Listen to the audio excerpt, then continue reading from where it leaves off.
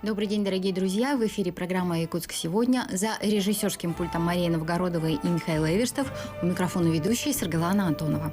13 февраля текущего года объявлен конкурс главы Якутии на поддержку местных бюджетов, направленных на развитие территориальных общественных самоуправлений. Тюльбе. Уникальностью данного конкурса является то, что в нем могут участвовать зарегистрированные в организационно-правовой форме ТОСы и физические лица, которые являются руководителями ТОСов. Как отметил глава республики Айсен Николаев, с каждым годом в республике увеличивается количество неравнодушных и активных граждан. Растет число интересных социальных, патриотических и культурных проектов, инициированных жителями на местах. И для их реализации нужна поддержка территориальных общественных самоуправлений. Первый такой конкурс на поддержку местных бюджетов проводился в рамках мероприятий к столетию ЯССР.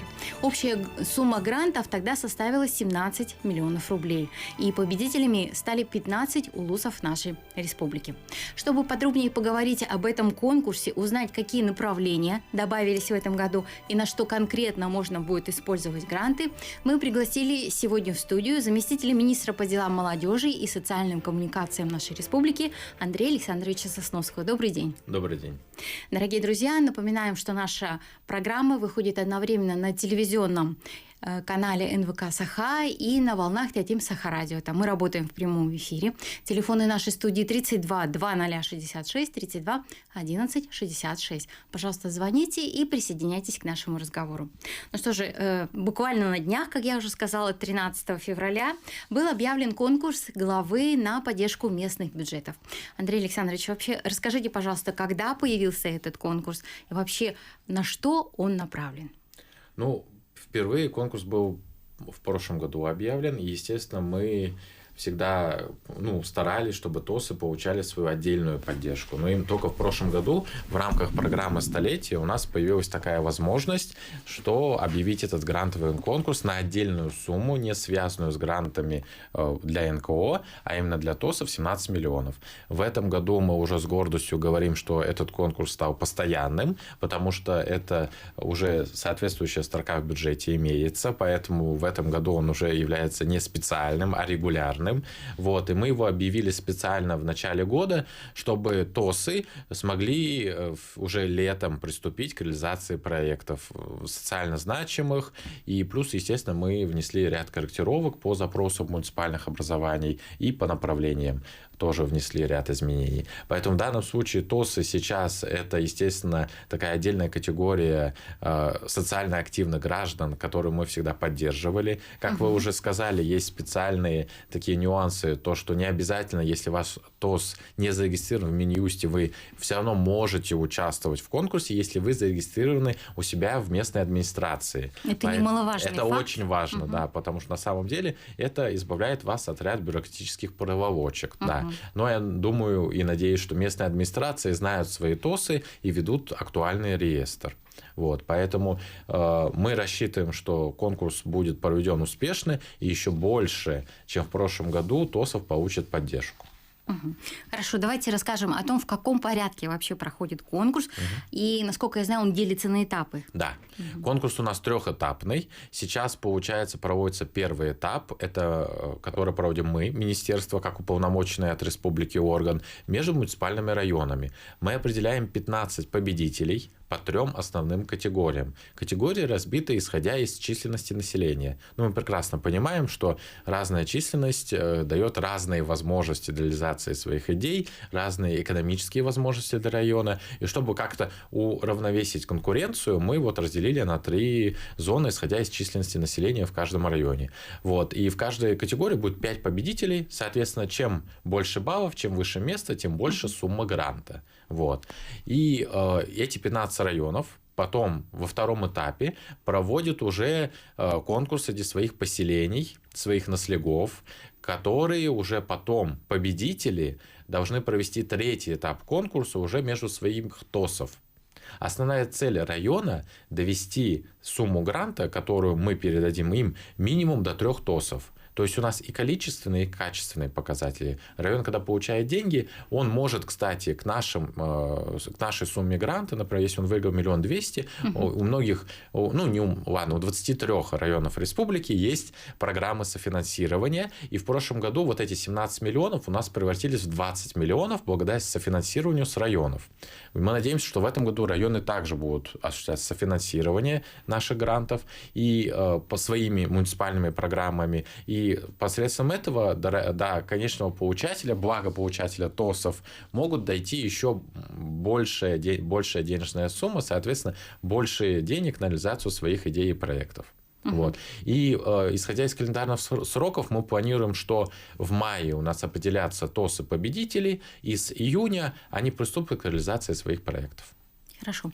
По каким основным направлениям можно будет принять участие в конкурсе, и добавилось ли что-нибудь в этом году? Добавилось. Мы в декабре проводили, я сразу, наверное, скажу с изменений, в декабре мы проводили итоговые мероприятия министерства, там, где были представители муниципальной власти со всей республики, кто в ВКС подключился, кто очно, и там я в конце предложил провести онлайн-голосование, и мы заполнили онлайн-форму, плюс еще проводили в январе совещание в соответствии с этим, и приняли запрос от муниципальных образований, что необходимо добавить отдельное направление по комфортной среде, то есть это благоустройство своих придворовых, придомовых участков, общих территорий и вот то, что связано именно с облагораживанием своего наследия. Вот. И отдельно мы добавили мероприятия, которые связаны и социально значимые проекты помощи людям с ограниченными возможностями. Вот эти два социально значимых направления мы выделили отдельно.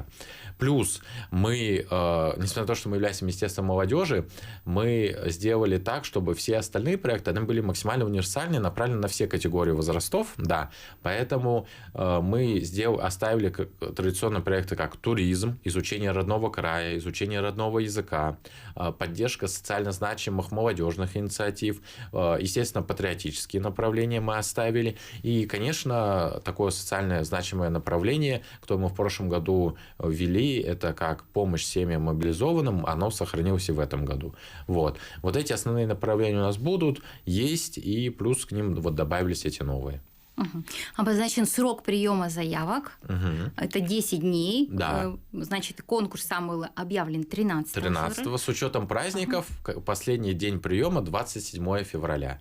27 февраля муниципальные районы, сейчас участвуют только районы, должны заполненную заявку. У нас плюсом и удобством является то, что все электронно. У нас есть замечательный портал «Гранты главы». Это не просто сайт, это именно портал. Там у нас и новости есть, и анонсы, и помощь есть, и методички есть. Там есть все практически, в том числе и последующие пошаговые инструкции и методические рекомендации от министерства там тоже размещены. Вот. И там надо подать заявку с 13 по 27 февраля включительно. Здесь очень важно, естественно, все подать в срок и заполнить все необходимые формы и приложить всего лишь 3 документа. Поэтому в данном случае, мне кажется, по документам никаких изменений основных нет. Поэтому в прошлом году у нас было подано 21 заявка от 21 района. В этом году мы надеемся, что коллеги подготовились и будут еще более активны, что у нас будет больше заявок. Вот, потому что на самом деле 17 миллионов – это хорошая сумма. Гранты на самом деле, понятное дело, исходя из того, какое вы место займете, разные. Кто-то получает 300 тысяч, кто-то 1,5 миллиона, но все равно это тоже прекрасная сумма. Если мы, грубо говоря, поделим 1,5 миллиона на минимум 3 ТОСа, на которые вы должны оказать софинансирование, то по 500 тысяч каждому ТОСу это тоже очень довольно-таки хорошо. Поэтому в данном случае мы надеемся, что районы будут очень максимально замотивированы принять участие в нашем конкурсе. Сейчас, вот, хотя конкурс стартовал буквально 13-го только, мы знаем, что уже по каждой категории есть 2 поданные заявки. То есть мы рады, что коллеги подают не в последний день, потому что, как я люблю говорить, сайты тоже люди, и они тоже ломаются. Особенно, когда все заходят в последний день и пытаются подавать. И это актуально, например, для наших северных арктических территорий, у которых перебои с интернетом. В прошлом году, конечно, были звонки, и нам говорили, что нет возможности прикрепить и так далее. Люди нервничали, потому что это человеческий труд, усилия. Вот. И поэтому мы всегда говорим и просим подавать не в последний день, максимально заранее, как-то отработать учитывать этот момент. Тем более конкурс мы вот анонсировали с декабря месяца, что он точно будет в феврале, и в январе я уже даже называл точную дату, чтобы муниципальные районы готовились к ней. Поэтому вот сейчас уже по каждой категории из 3 2 заявки есть. Соответственно, 6 заявок у нас есть, вот, и мы рассчитываем, что у нас будет точно не меньше заявок, и также коллеги будут активно участвовать. По прошлому году, если вот судить, насколько наши улусы все-таки активны? Ну, в целом, для первого конкурса я считаю, что 20 заявок – это довольно-таки хороший показатель. Плюс, естественно, из них только одна была отклонена, потому что там были нарушения при оформлении, а все остальные были оформлены довольно-таки хорошем, качественном уровне, и к ним не было претензий. Естественно, мы прекрасно понимаем, что финансовые, организационные возможности у муниципальных районов у всех разные. У кого-то элементарно есть отдельные специалисты, которые занимаются некоммерческим сектором, у кого-то их нет.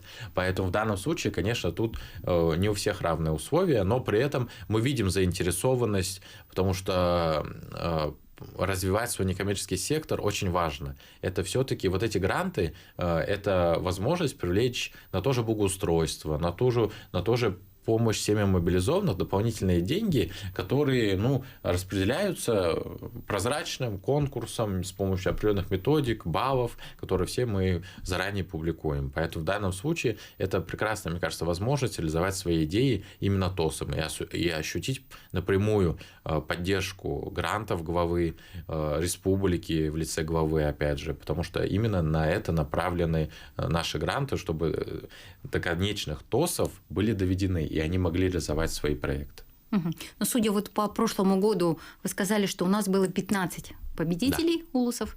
Значит, они получили финансирование, затем они, насколько я поняла, уже у себя в улусах проводили конкурсы. Насколько вот оправдан такой механизм, скажем, распределения финансовых средств? На самом деле, мы очень долго в прошлом году согласовывали эту методику, этот порядок проведения конкурса и с Министерством финансов, и с юристами, и долго смотрели различные варианты. Мы считаем может быть, он немного затянутый по времени, потому что, в общем, даже с минимальными сроками на все конкурсные процедуры уходят более 2 месяцев, но при этом мы имеем возможность узнать именно, что кто как не наслег знает свой ТОС. Поэтому наслег сам определит, какой ТОС может получить и реализовать свою идею. Хорошо. Дорогие друзья, сейчас мы прервемся на небольшую рекламную паузу, после чего вновь продолжим наш разговор. Не переключайтесь, оставайтесь с нами. И сегодня мы говорим о конкурсах главы нашей республики.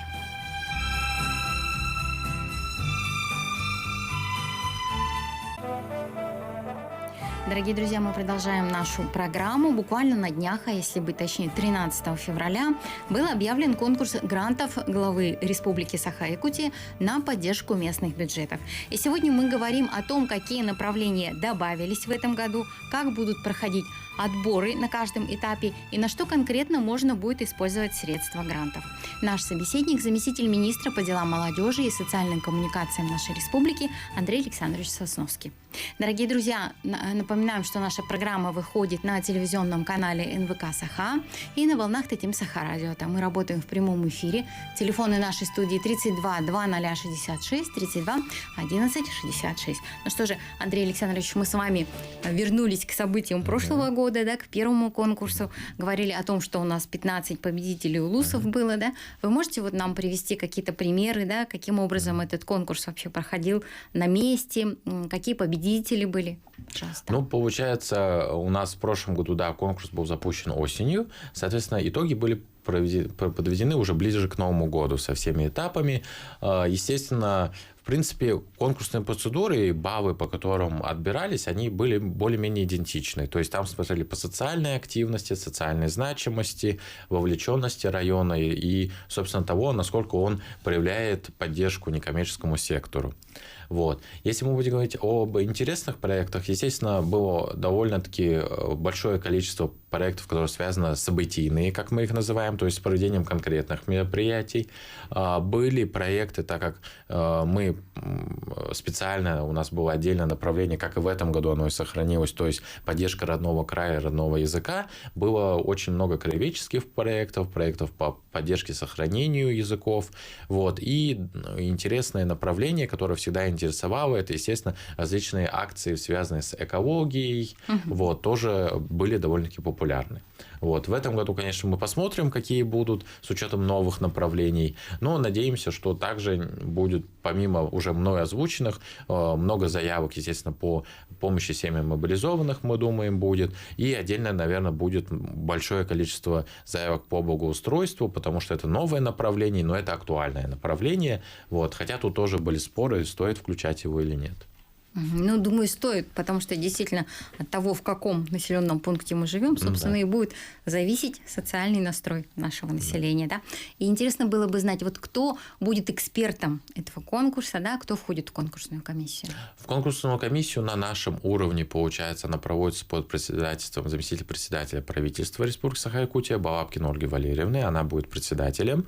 Вот. И члены комиссии – это общественники, также сотрудники и руководители администрации главы, и также сотрудники нашего министерства, которые непосредственно работают с некоммерческим сектором.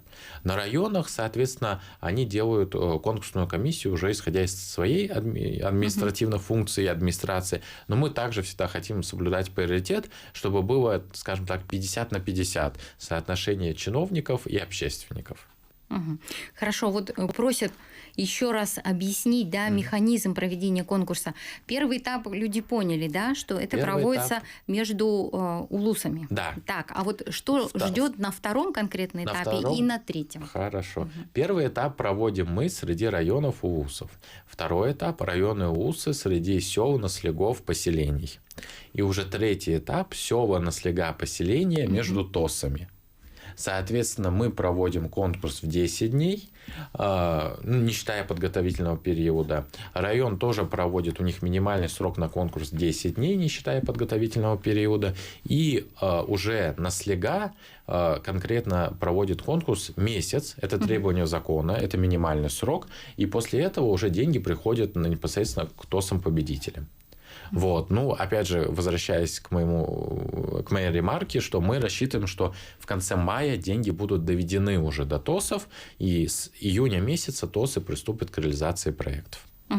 Хорошо, вот по поводу разъяснения еще просят сделать по поводу подачи заявки руководителями ТОСов. То есть руководитель сам может просто подать заявку? Руководитель, да, может сам подать. На самом деле у нас сейчас такие два требования. То есть самое главное требование, чтобы о вас знали ваши администрации, во-первых. То есть вы должны быть внесены в реестр. Либо как ТОС, либо как руководитель ТОС, то есть как физическое лицо. Вы должны именно там быть. И уже после этого вы полностью правомочно участвовать в нашем конкурсе. То есть не обязательно иметь регистрацию в Минюсте и там какие-то еще дополнительные бюрократические проволочки. Самое главное, чтобы в администрации о вас была отметка. Там существуют специальные реестры, и вы должны в них быть.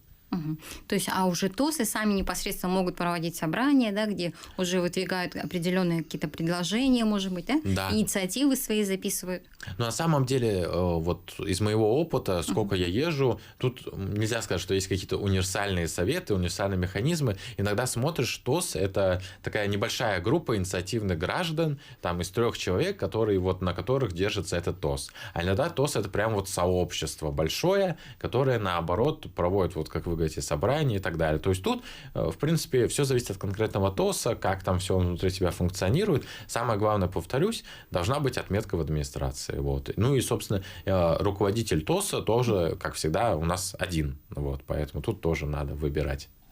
Хорошо. В чем уникальность все-таки данного конкурса? Давайте об этом напомним нашим телезрителям, слушателям. Ну, уникальность данного конкурса, я повторюсь, помимо обозначенных направлений и, естественно, что мы не говорим об обязательной отметке Министерства юстиции, что у нас участвуют ТОСы, то есть которые имеют регистрацию в муниципальном районе, или физические лица, председатели данных ТОСов. Вот это самый такой уникальный момент, который мы пытаемся максимально упростить ТОСам участие в грантовой поддержке. потому что много мы слышим разговоров, что много конкурсов проводится для некоммерческих организаций, кто-то проводит, например, Росмолодежь отдельно для молодежи, вот, а вот так, чтобы для ТОСов, вот, мне кажется, это вот такой уникальный продукт. И именно это гранты главы на поддержку ТОСов. Угу. Вот спрашивают, хотим провести летний водопровод, а можно ли выступить вот именно с этим проектом? И вообще, как определиться, что может быть профинансировано, а что нет? Ну, тут, мне кажется, очень важно понимать, что, прежде всего, конечно, проект должен быть социально значимый. То есть вы должны понимать, что этот проект на самом деле социально улучшит условия существования наслега конкретного, поселения, что он именно приведет к благоустройству, исходя, например, вот из вашего примера. Потому что социальная значимость и социальная составляющая, мне кажется, должна быть всегда присутствовать при определении того или иного мероприятия и как бы важности. Мы прекрасно понимаем, что мы ездим, смотрим, что социальная значимость для кого-то это, например, облагородить детскую площадку. То есть не везде у нас есть красивые площадки, которые создают необходимые комфортные условия. Для кого-то социально значимое условие – это провести какое-то мероприятие разово на хорошем, достойном уровне, на котором у наслега, например, не хватает финансирования, а с помощью гранта он сможет получить это финансирование. А для кого-то социальная значимость – это провести, например, или создать туристический маршрут. Мне кажется, это актуально для близлежащих к Якутску районов, потому что есть очень много красивых мест, но местами труднодоступных, и о которых, возможно, не знают. А если создать определенный сайт или какое-то туристическое направление, то больше горожан и будут притягиваться к этому месту и таким образом изучать свой родной край. Угу. Хорошо, так все-таки что с водопроводом летним? Ну, тут, мне кажется, если это направлено эгоистично только на ваши цели, то есть только конкретному дому, то это уже не социально значимый проект. Это уже будет лично ваш проект. Вот. А если мы будем говорить, что это летний водопровод, часть коммуникации, или который поспособствует существованию какого-то там кооператива и не должен служить, мне кажется, очень важно, когда мы говорим о социально значимых проектах, мы должны понимать, что они не коммерческие. То есть вы из этого водопровода никакую прибыль там соседям за плату не надо там подключать их и так далее. Тогда да, тогда это можно рассмотреть. Только вот в таком ключе, только в целях социальной значимости. То есть, если это индивидуально к вашему дому, как председателя ТОС, это не социально значимый проект идет. Хорошо. А вот реализация проекта, она должна ли содержать определенную документацию? Вообще, как отчитываться за проект, спрашивают? Ну, на самом деле, да, конечно, любые деньги, любые бюджетные деньги всегда предусматривают отчет, и мы, когда сталкиваемся и работаем, мы всегда запрашиваем отчетную документацию. Сейчас, конечно, это очень правильный вопрос, потому что когда вы думаете о реализации проекта, вы всегда должны думать, во-первых, как отчитаться, то есть если вы покупаете какие-то материальные носители для того же, там, не знаю, постройки чего-то, то это договоры, чеки, акты. То есть классический набор документов, который вы, естественно, предоставляете в администрацию наслега. То есть никуда к нам в министерство ни в коем случае ничего вести не надо. То есть все требования к отчетам и все вы получаете от своей наследной администрации. Она, собственно, вас там курирует, координирует, потому что на месте это сделать проще. Никуда вам там ехать и куда-то отправлять это не надо. Вот. И отчитываетесь вы тоже перед своей же наследной администрацией, потому что именно она вам на 3-м этапе грантов главы республики выделила этот грант. Вот.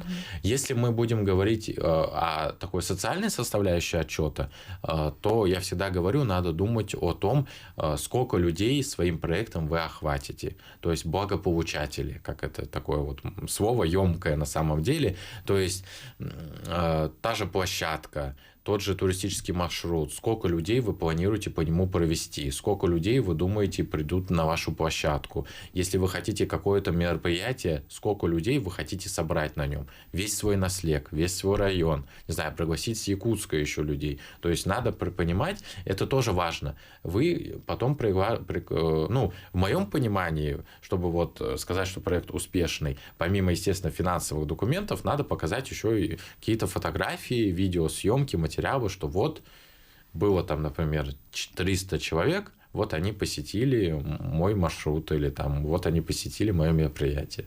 Угу. Спрашивают, будет ли учитываться софинансирование, то есть, собственно, участие местных жителей в реализации проекта? Ну, софинансирование мы всегда приветствуем, естественно. Софинансирование – это значимый момент. Я вот уже ранее говорил, что софинансирование идет не только именно от самих участников, но и от района, то есть есть муниципальные программы. Даже, мне кажется, уверен, что в некоторых наследях, возможно, есть заложенные деньги на софинансирование. То есть софинансирование есть еще по таким каналам. Естественно, софинансирование учитывается. Мы, например, на своем первом этапе учитываем софинансирование района. То есть сколько район закладывает, какая у него программа на поддержку ТОСов. Мы вот это учитываем. А там уже, собственно, на третьем этапе будут смотреть уже и на софинансирование ТОСов. Угу. Хорошо, а если это не финансы, а приложение, например, каких-то вот собственных массовых сил?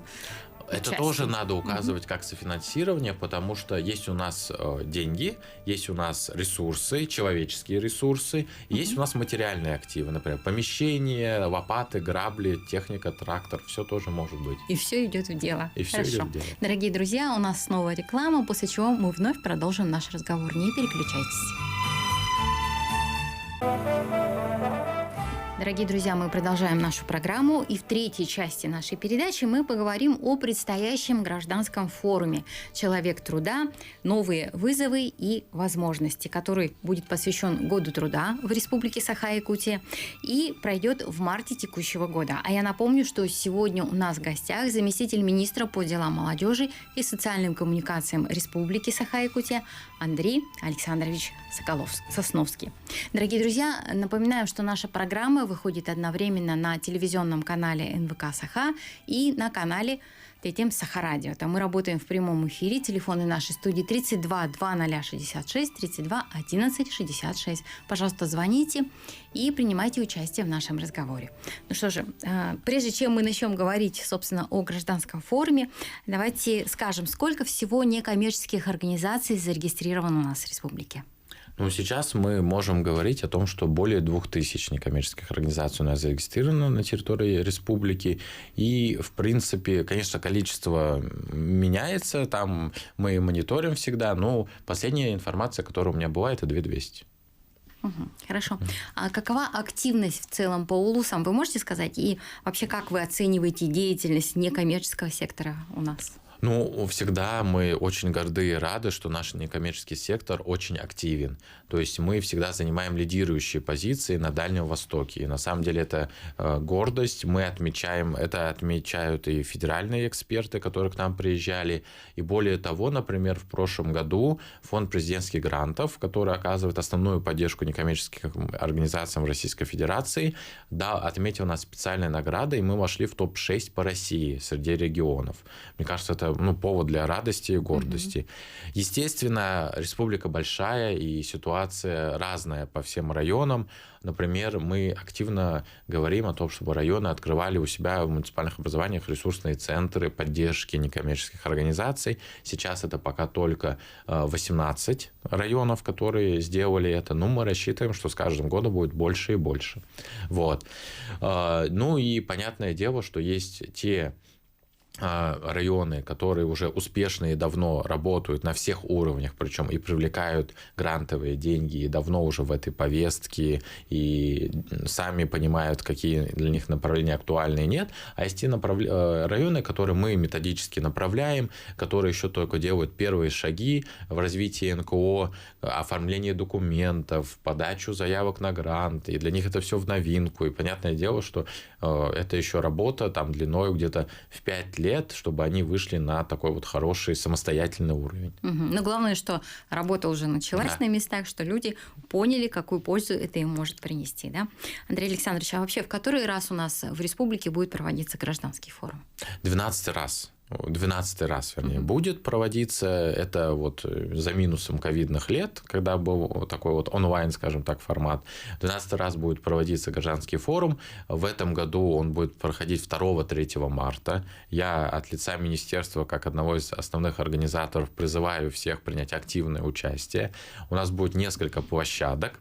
Основные площадки будут, естественно, в ШИМе, это Ленина 1, в Доме профсоюзов на улице Курашова и в ДК в ДК Кулаковского, Доме дружбы, это на Дзержинского 13.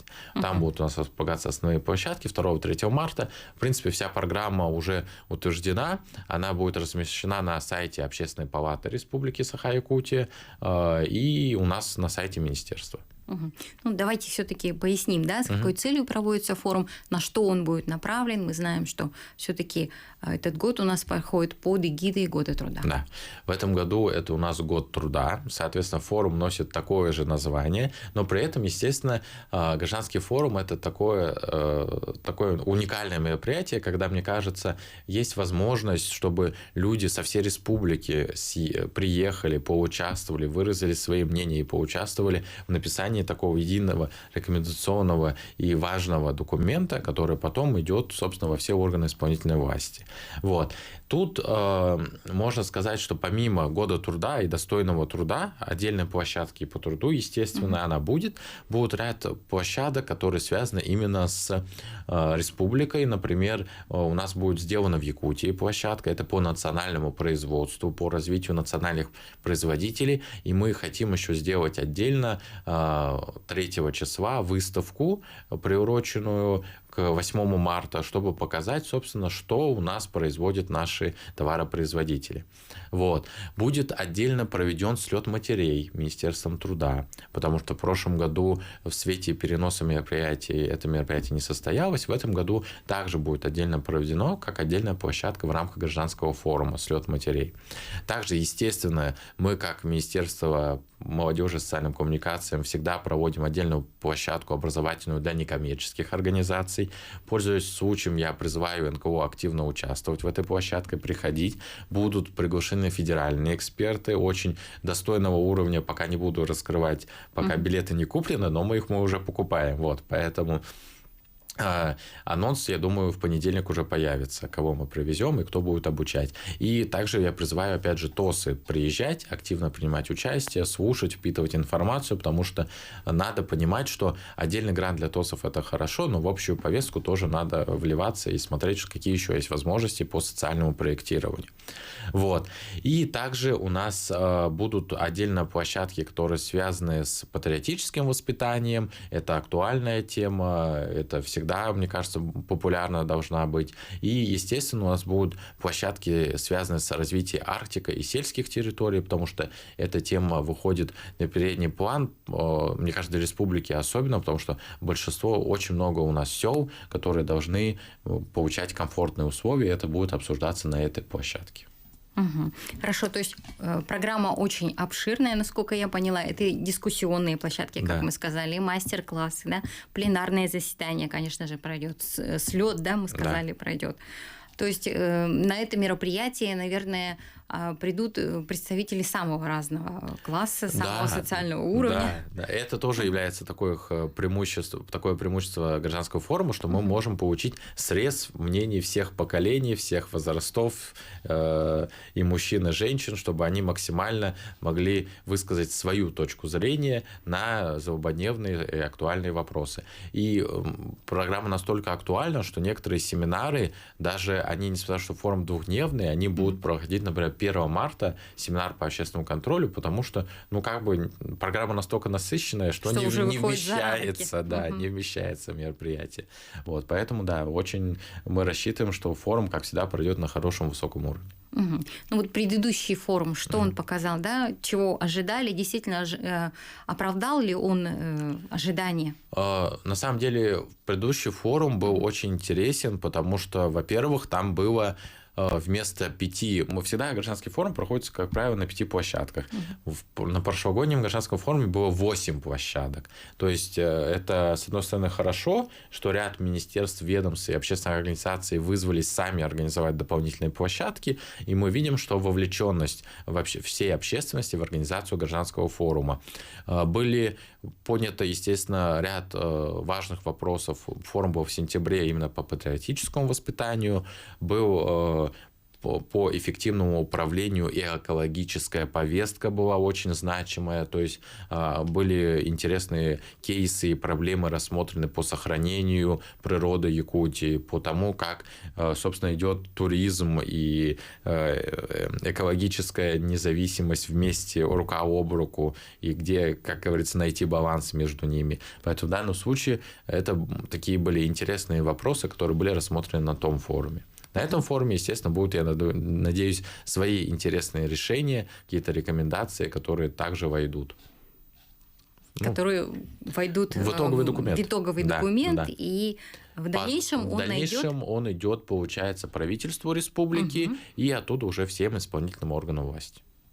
Хорошо. Ну что же, и в завершении нашего разговора, вот мы говорили все-таки о конкурсе, да, о грантовом конкурсе главы. А вообще, я думаю, интересно было бы узнать, какие еще конкурсы вот проходят именно сейчас, в данное время, и куда еще можно успеть подать заявки.